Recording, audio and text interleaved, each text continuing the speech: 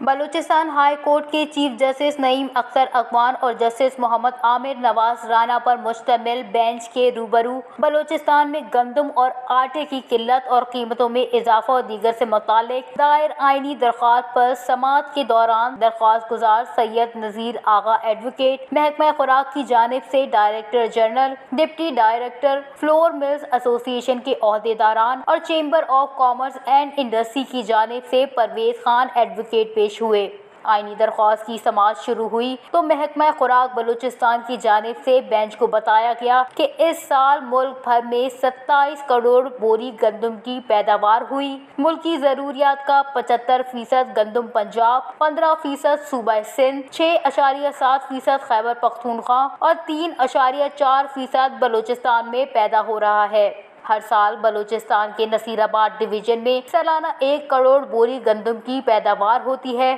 جس میں سے 10 لاکھ بوری گندم محکمہ خوراک خریدتی ہے، جبکہ باقی 90 لاکھ بوریاں بلوچستان اور صوبے سے باہر کے لوگ آ کر خریدتے ہیں۔ محکمہ خوراک نے 10 لاکھ بوری گندم کی خریداری کے لیے پہلے 15 مئی تک گندم کی نقل و حمل پر پابندی عائد کر رکھی تھی، مگر اب اس میں 25 مئی تک توسیع کی گئی ہے۔ اس موقع پر چیف جسٹس نے ریمارکس دیے کہ نصیر آباد ڈویژن میں رہ جانے والے 90 لاکھ بوری گندم کے لیے میکینزم بنا کر طریقہ کار سہل کیا جائے تاکہ فلور ملز مالکان اور دیگر بھی گندم کی خریداری کر سکے اور بلوچستان میں آٹے اور گندم کا بحران نہ ہو۔ اس وقت بلوچستان میں گندم اور آٹا ہے، مگر وہ عام عوام کی استطاعت سے باہر ہے۔ سماعت کے دوران محکمہ خوراک بلوچستان کے حکام نے بتایا کہ فلور ملز مالکان چاہے تو وہ ضلع لسبیلا میں موجود 4,37,000 بوری اور ضلع خاران میں 1,90,000 بوری گندم کی خریداری کر سکتے ہیں،